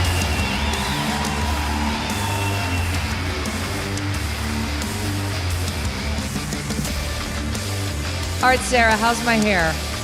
Good? Fine. She's dying to come up here and fix it, I guarantee you. It's wonderful to have somebody who's paid actually just to do your hair. It's wonderful. It's like a true gift. I do my own makeup, but Sarah does my hair. I never learned over all the years how to do my hair. You never watch it. And also, if you do watch it, ladies, you know how the brush, the round brush, my God, it's so much work. But the makeup I learned to slap on the face paint by following some twit online. Okay.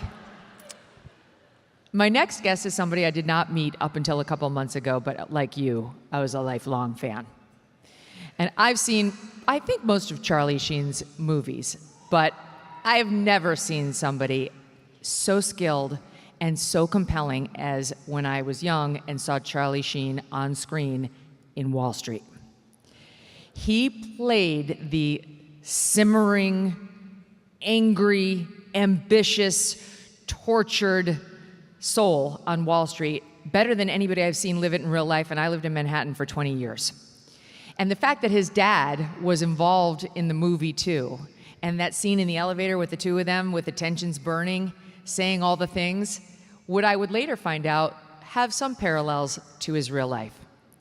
He told me when we met via satellite for the release of his book and his documentary that he had fallen to fame so quickly and early on got the same lesson taught to him over and over again, which was you can get away with anything. With that face and that talent and that personality, we'll overlook anything. And that would wind up being somewhat of a curse for Charlie Sheen, as well as a blessing. He's really profoundly interesting, and he's come a long way through the tiger blood by winning years to really settle in a place of wisdom and reflection. And I think you'll soon hear republicanism. Check it out. So I can safely say that at times, sometimes more than not even, we all feel sluggish, bloated, and not quite ourselves. Modern life is hard. Processed foods, too little sleep, endless stress can all disrupt your gut. It can sap your energy and weaken immune health. Your body is not failing. It might just be starving for the right fuel. That's why I want to tell you about Armra Colostrum, which can help provide sharper energy, less bloating, faster workout recovery, stronger hair, and they also add glowing skin. It's nature's original superfood. Colostrum with over 400 plus bioactive nutrients that fortify your entire gut wall, nourish your microbiome, balance immune health, ignite metabolism, and they also say it will fuel performance. Armra is not processed. It's a pure, humanely and sustainably sourced whole food powerhouse. 4 daily scoops rebuild you from the inside out for infinite benefits.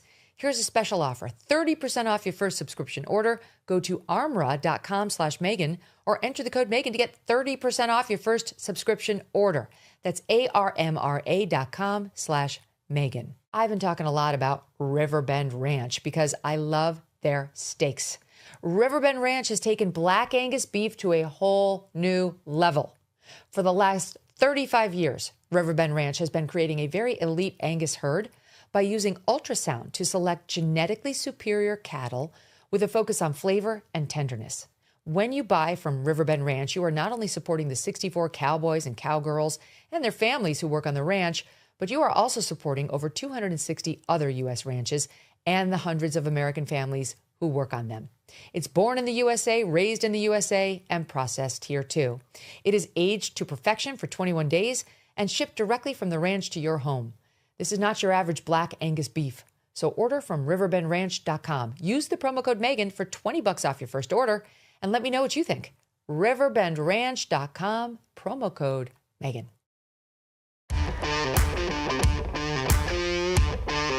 I am on a drug. It's called Charlie Sheen. Charlie Sheen's life has been a wild ride. I was really hard to control. I'm by winning. I win here and I win there. Now what? I had found some different level of I don't know what. A Hollywood legend. For so long, I was Martin Sheen's son. And, you know, Emilio Estevez's brother. What do you care if your brother ditches school? This cameo just falls out of the sky into my lap. I think I've made a big mistake coming here. Films like Platoon, Wall Street, and The Rookie. You want to do over? No, I don't want to do over. The highest paid actor in television history as a star on the beloved sitcom 2.5 Men. But all of that success came with challenges, addiction. You know, I get tiger blood, man. You don't worry that you're going to die when you take that many drugs? Dying's for fools. Drugs are undefeated. It's like 20 million to 0. He started experimenting with everything. To get through that, you know, several times. If this is prison, the only thing that's missing is the bars and the guards. Now Charlie Sheen is 8 years sober and back to tell his story his own way. All ready to go? You've You've already proven you can do all this shit to your body and still stay standing. I'm the guy that lived it and survived it, and I still don't completely know how. Please help me welcome Charlie Sheen.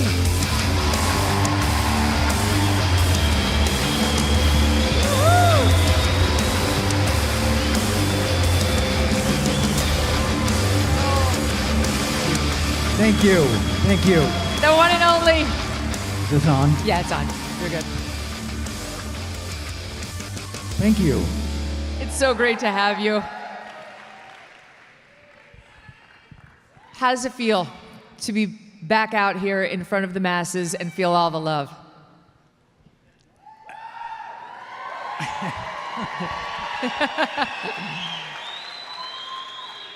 It's got to be better than crack cocaine.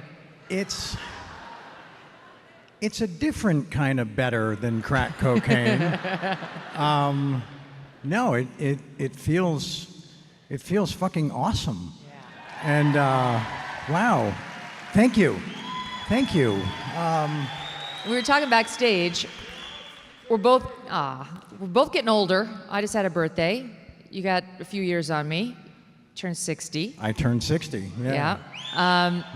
At 60, where are you? Happy? Well? Struggling? Working on it? Where? Yeah, that just described an entire week, pretty much. It's a Monday. No, I think I'm happy most of the time. You know, I think I'm not looking for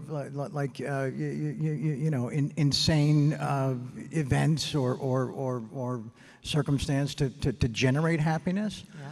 I think I'm finding, and you know, when I say happy, it's like I'm not like walking around like you know, cackling with laughter. That's not normal. That's not normal. I never trust the people who are like that. Yeah, no, and I don't have a perma smile. Yeah. You can't trust those people. No, it reminds me of my time on the Today Show. Very jarring, very fake. Right, those are not happy or good people. But it's the littler things that start to matter a lot more, you know, as I go further down the road on the journey.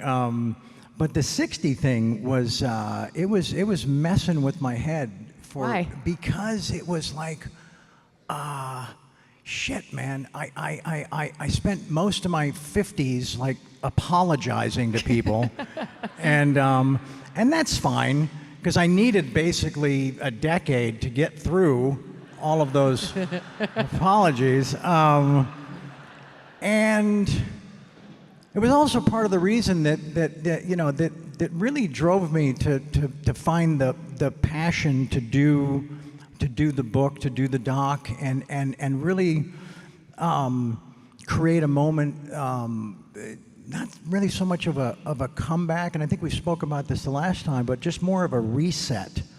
And I wanted to just put all that shit behind me, but do it properly and do it in a way that was honest and noble and thorough. Yep. And oh, thank you. I mean, it was thorough, all right. It was really thorough. You did lay it all out there, very bare.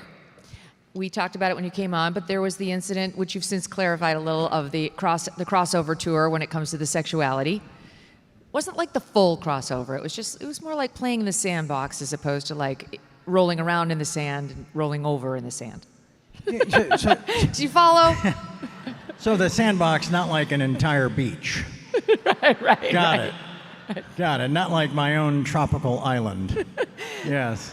So, does that make it hard for you now? Like, you've come out with that happened, which probably isn't that unusual for people who are super famous and super rich and have had a drug thing. If that wasn't a part of my story, with you know how far I took it and the amount of cocaine I ingested in any means available, if that wasn't part of my story, I think people would be like, "Hey, wait a minute." We've you know, in other, I can't say similar stories, but other examples. That's usually been one of the consistent ingredients in that recipe. You Well, know? last time we were together, I asked you whether you're getting hit on nonstop now by gay men. And the answer was yes. They're all like, I got a shot. But I forgot to ask you whether that was a funny moment in the interview, because that came early. That was like in the first 5 minutes, right? Yeah. And that told me, like, okay, all right, this is cool. This is it's on. We're going like, there. We're fucking doing this. Yeah. And I'm like, well, why the hell not? And I'm sorry I cut you off. No. But I forgot to ask you the other half of that, which is, we saw Sean Penn in the clip. Sure. Nick Cage was one of your best friends. Did those guys come back to you and say, could you clarify that it was not, your best friends who did the tour with you? Oh. Yeah, no. It's nobody anybody recognizes. Yeah, Jesus, man. No. All of your favorite, most of them, TV and film stars that I know are off the hook. So yeah, I'll just own it. But another thing that we did discuss was that I knew for so long how it felt to keep all that shit in. Yeah. And also a lot of the consequences that it brought, or the target I still presented myself as, to some very nefarious types. Like you were actually being blackmailed. I was being blackmailed. I was being extorted, shaken down. Yeah, and so there was a strategic opponent to unloading a lot of this, to where I just wanted to be unextortable. Mm-hmm. I think thank you. Yeah. Thank Free. you. And thank you. And Megyn, I thought it would be a much bigger price to pay than what it's revealed itself to be. Wow. And that's like that's so encouraging, because that's really a leap of faith. That's like saying, all right, I'm going to talk about all this stuff, and I don't. Will you still love me? Yeah. Will you still love me? Yeah. And they do. And I mean, those kinds of things can really restore you. your faith in humanity, right? Like, you could have named your book "This Is Me Now," and I think people would have received it just the same. Like, I think people are mature enough, and even this is like a right-leaning audience, a lot of people of faith. Sure. They may not love all the drugs and the crossover tour, but though I think we're fine with that now. We're kind of fine with it. Yeah, we're evolved. But I think they understand and love redemption. Right on. Thank you. Thank you. But before we get to the redemption, Okay. let's go back a little. Okay. We're going to skip all the fun stuff. Good. So it seems to me, in watching the doc and reading the book, that the craziest pal you had was Nicolas Cage. Am I wrong? You are not wrong. Different kind of crazy. Go on. Other, like, extragalactically so. Oh.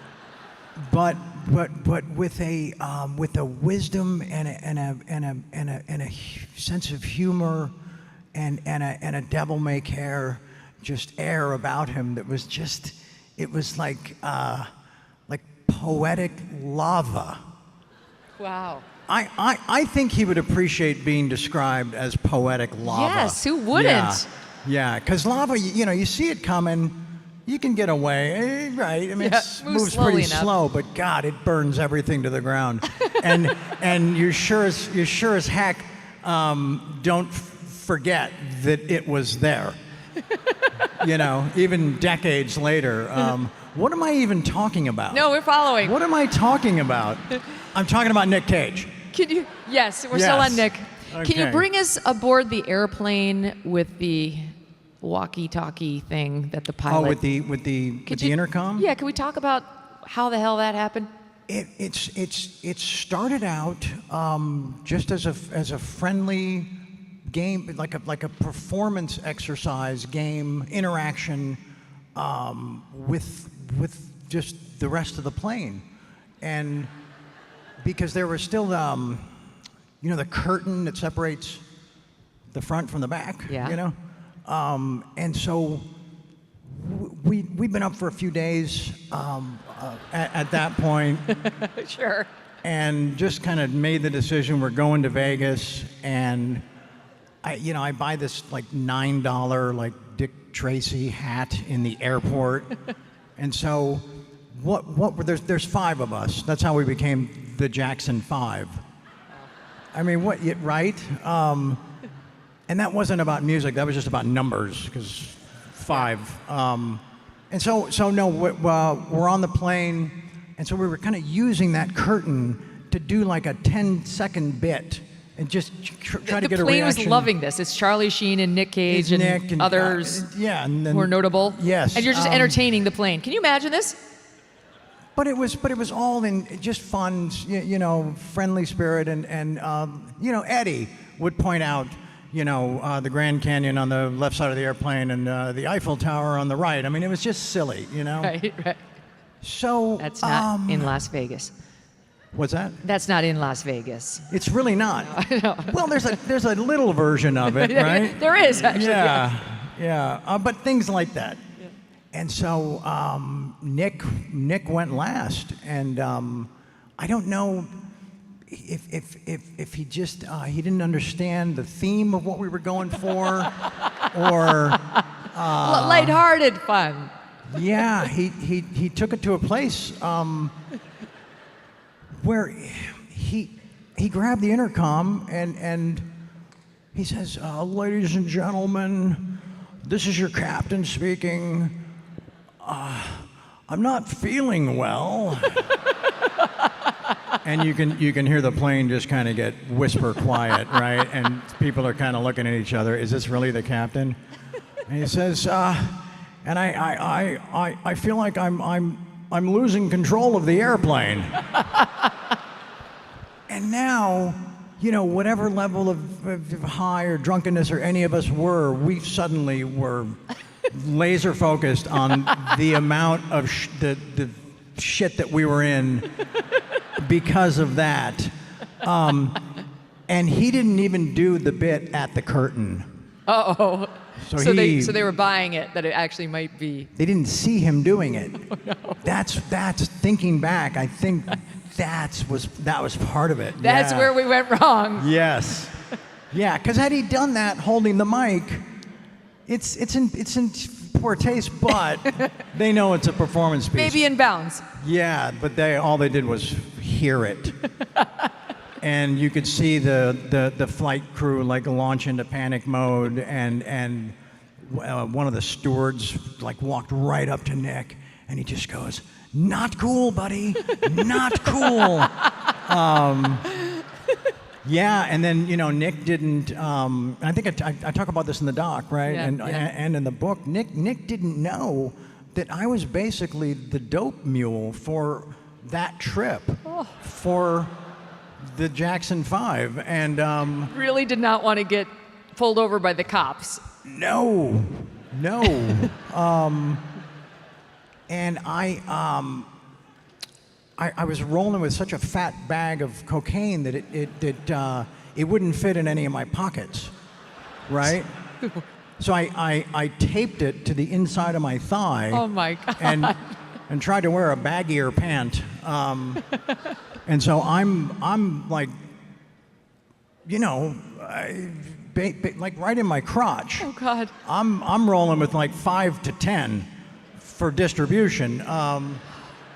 And so when we landed, we were met with the feds, with local authorities, with just a bunch of frowns and ire, and yeah, it was. Luckily though, this is that thing that you talked about consequences to a point. Yes, because they're like, this is such bullshit. This can never. Oh, hello, Mr. Sheen. Hello, Mr. Cage. Yeah. And the turn of fortune comes to save you. Exactly. Again. Yeah. Or did it? Like if you had just gotten in like serious trouble early on. Right. I don't know. Would you have gone through everything you went through? If the middle word in life, right? Yeah, probably. Probably. You were resilient. I think so. You were really committed. Can we spend a minute talking about the prostitutes, because you wow. you have like this iconic line about calling up a prostitute. And I confess, my husband Doug is the one who told me about it, and I love it. It's very funny. When somebody asked you, you're Charlie Sheen, why would you feel the need to pay for sex? And do you remember what you said? I do. And what I should have said...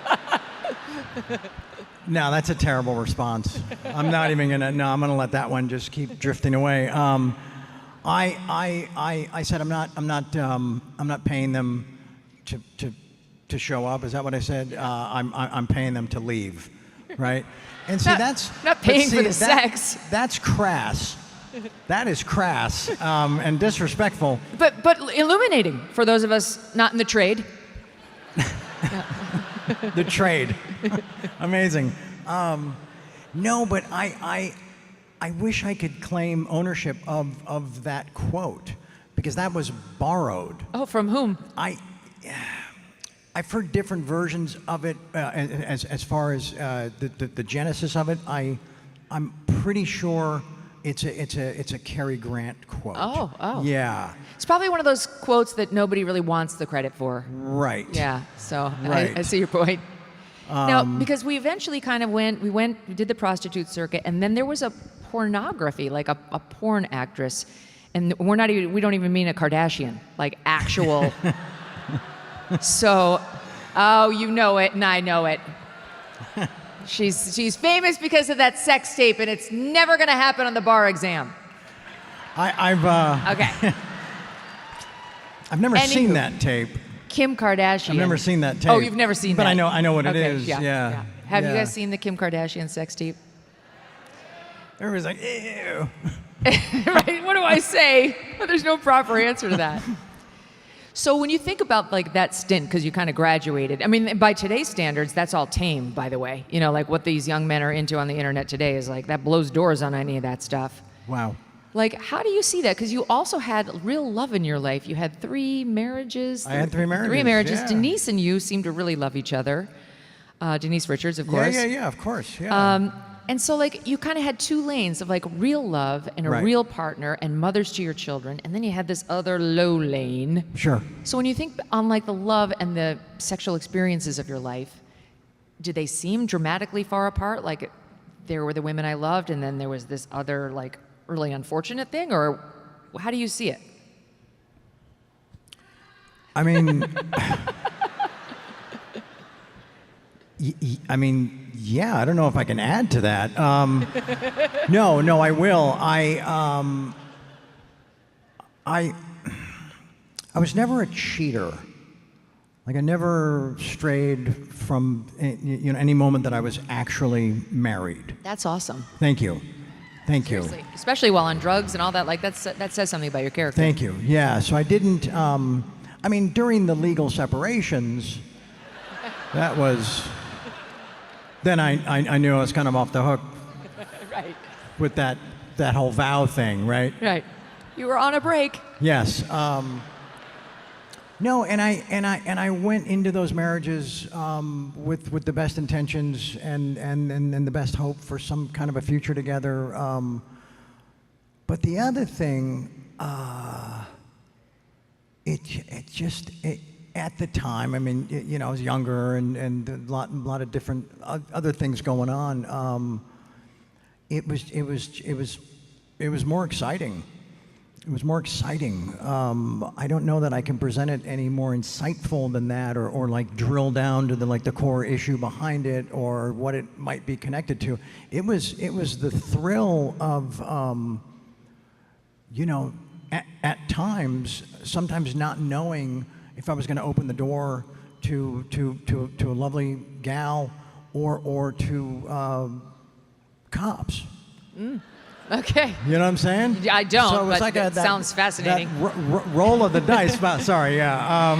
Well, I feel like, because I know, are you dating Dolly again? Is this true? No. No, not dating Dolly. If you guys read the book, Dolly is the young woman he was dating when he went to visit then Governor Bill Clinton in the Arkansas State House. And what did Bill Clinton do?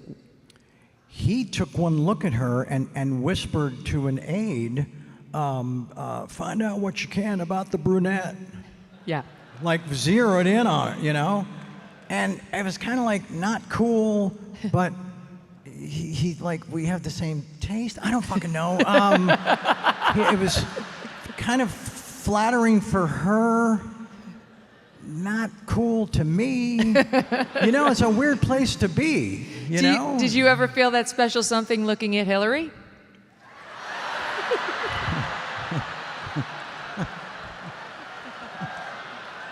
Nothing, huh?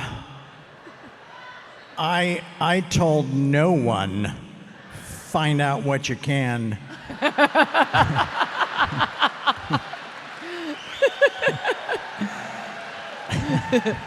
It's a no. About the blonde. Well, the reason I ask is because I read that you and Dolly had either renewed your friendship or possibly your relationship today. Right. And I thought it would be very hard to be your partner in today's day and age, given the history. I feel like the performance bar would be very high, right? Like, ladies, you know what I'm saying? Like, I'd be like Googling the videos to feel like, what's my next move? I don't like. Oh gosh. Wow. I mean, wouldn't the bar be high for me also?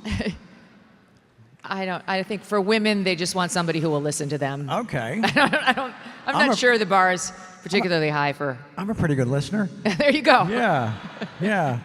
No, Dolly and I reconnected because she read the book and thought it was fabulous and was really flattered and really touched by how you know the stories that I told about us in the book and how I told them.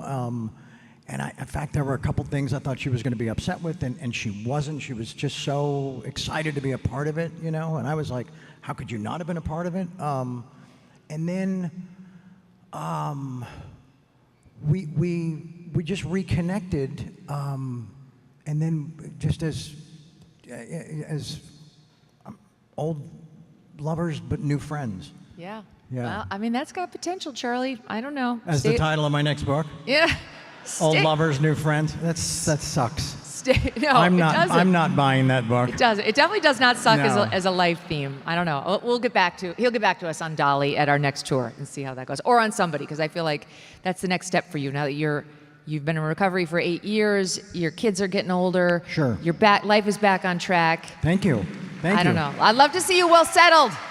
Yeah. No. I thank you. I would like to see me settled too.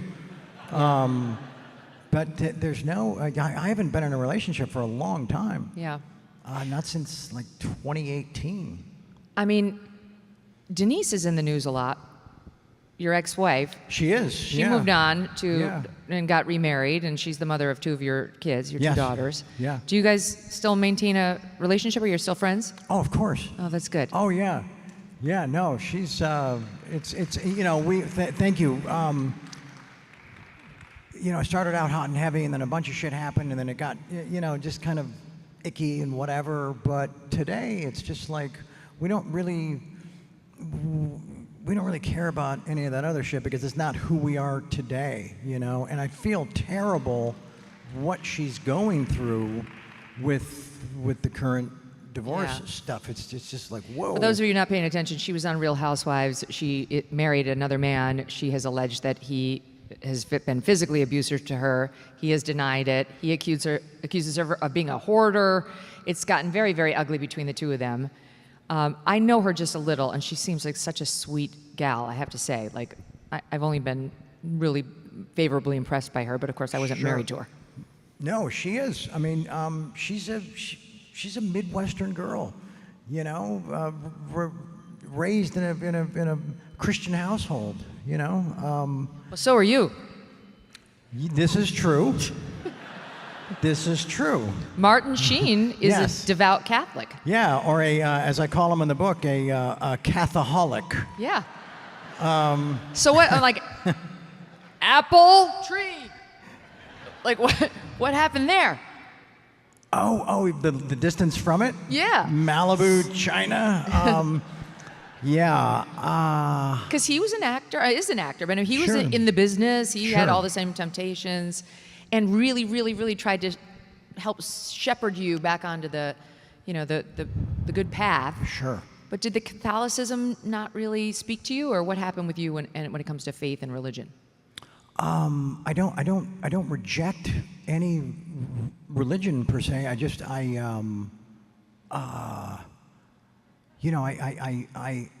There's just some days when, I spend more time looking up, curiously. I spend more time looking up these days than I do looking down. Does that make sense? Yes, thank God. And yeah, and people are like, well, do you believe in God? And I'm like, well, yeah, the things I believe in, I don't have a better word to attach to those feelings and those beliefs and just that hope. I don't have a better word than God. Mm-hmm. I'm not, Mother Universe. I can't do that stuff, Mm-hmm. So, yeah, but that's just a part that I've kind of never. It's not like I don't want to talk about that. I've just never really explored it. But I can't say. I can say I've been very close to it for a very long time. Yeah. It's like something kept my heart beating. Yes, that's what I was going to say. Something kept my heart beating. There's no way you came through that on your own. It's like. Thank you. I don't run any part of this show. You know what I'm saying? This particular show? No. Just the overall scheme of life. I went too far. I don't run any part of my journey other than the stuff that I navigate that's right in front of me. Other than the stuff that's actually tangible and requires my involvement and attention and input. You know what I'm saying? Yeah. Just as far as the bigger picture, I don't really. I'm sure there were times when I thought I was in control of much bigger things, but nope. You've been humbled. No. So, your dad is very outspoken about his politics. He is. Not a Trump fan. No, but his timing on that thing was really shitty, man. And I told him so, but then I had to take a step back, and we'd just gone through that whole thing with Kimmel, with the freedom of speech, right? And so I was like, yeah, okay, no, own that. Because it's the unpleasant things that we have to grant freedom to as well, right? Unless they're threats or like that. But I was like, Dad, the timing, man. You gotta read the room, Right. Because he brokers the peace deal, and the entire universe is celebrating. And Dad's with Nicole Wallace. Oh. Yeah, and I was like... Just threw up in my mouth a little. Again, though. You know what I'm saying? Free to express yes. how he felt, but he could have done that like on Wednesday. Right. Not when we just created peace in the Middle East. So how about you? Just that. Are you? Just that, yeah. Are you getting more comfortable with your politics and expressing them? I am, and I think I talked to you about this early on. I had to feel something different because I think we all, or a lot of us, remain beholden to the structure. The structure of the house that we were raised in, with politics, with religion, with the arts, with culture. It's just that, those are our early influences. And so that's just all I knew growing up, and it was like the good guys and the bad guys. And yeah, okay, for a while, but then, I've paid the most taxes of anybody in my fucking family. So that'll do it. Yeah. What I couldn't do because I was about to do the doc and start the book while at the same time, trying to bring an NA beer to the public, with Wild AF, and we have, it's currently shipping. Nice. So I said, there's no way I can tackle any of this with the kind of just focus and motivation, determination, if I feel like I did during Trump's first term, right? And I thought, okay, how do I not feel, because I was not going to go to bed every night feeling fucking hopeless. I was not going to go to bed every night being told things were, the catastrophic. Yeah, the end is nigh. And I thought, all right, I'm gonna conduct an experiment. Literally, I'm going to change the channel. I'm going to do my own research like I've done with everything my entire life. I'm going to listen to other voices. Thank you. I'm going to explore. I'm going to explore just hearing both sides of the goddamn story, because what I was, so hypnotized by, in some ways can be described as state-run media. I'm sorry, but it can. Legacy media is very much like that. And I said, okay, all right, enough of that. I'm gonna change the channel, hear some different voices, and do the research. And the things that I discovered and the things that I started to really unearth, it was not just one of those moments, it was like months of those moments of, oh my gosh. Yeah. And I felt really stupid. I don't have a fancier way to describe it. I felt really stupid. Yeah. Just some of the stuff I'd bought into and some of the stuff I was worshiping and some of the people I was hating because I was told I was supposed to hate them. Yeah. We've been there. And I'm just like, this doesn't... And I wanted to feel better for my health, for my mental health, for my physical health, just for my ability to, interact with my kids, just, in a healthier capacity, right? And so I was like, yeah, all right, fuck it. I'm going to root for this. I'm going to see how that feels, right? Yes. And so when you walked into the ballot box and voted for Trump, how did that feel? Well, you see, that's a detail. That's another one of those examples where you feel stupid. No, I was still kind of in that other side of the thing. You weren't there yet. Yeah, but it's a vote I'd like to have back. Yeah. But that's all right. Did you actually vote for Kamala Harris? Oh my God. And that was in your sober period. Yeah, I know. We forgive you. Thank you. No, there was, again, it's the things you're paying attention to and the people that you respect that you're listening to, and it's all kind of turns into this thing. Do you feel, is this risky for you at all? Oh, of course it is. Right, because you're a very famous actor, but to get more roles, I think generally you have to be a Democrat. If that's the case, I hope this beer is a giant success. Yes. No, I don't think that that represents any freedom of expression or freedom of choice or freedom of sanity. Freedom of sanity. How about that? No, of course, some of the stuff you were talking about earlier about, God, this brilliant thing that you discussed about that during the run-up, during the campaign, during like all this, it was like it felt so much more exciting, Yeah. But I think